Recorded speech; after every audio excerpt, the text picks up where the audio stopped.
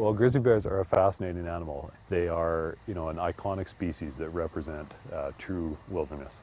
And they are a very vulnerable species. They're threatened in the province of Alberta.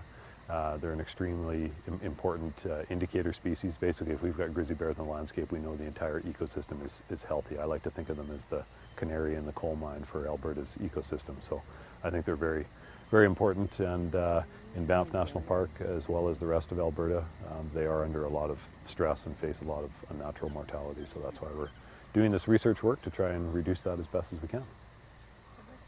So we've been doing some research work, cooperative research with CP Rail to capture and radio collar grizzly bears in Banff National Park. And we just had an opportunity to capture one more young subadult female grizzly bear. She's about 3.5 years old in her 4th summer right now, and we were able to capture her earlier this morning and put a radio collar on her and an ear tag. And so now we'll get information that goes up to a satellite along with several other bears that we've got on the air, and we'll be able to monitor their movements and take that information to better reduce railway mortality and highway mortality and help bears live in the landscape better, Banff National Park. So we capture bears a couple different ways, either in a culvert trap like we have behind us here, or sometimes we just dart them, what we call free range darting, as they're moving around on the landscape.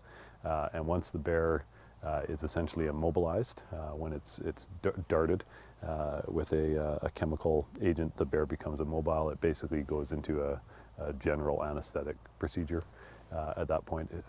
And once it's anesthetized, we equip it with a radio collar, an ear tag. We take a variety of samples. We take hair for DNA. We take blood samples. We take a small tissue sample from where we put the ear tag in.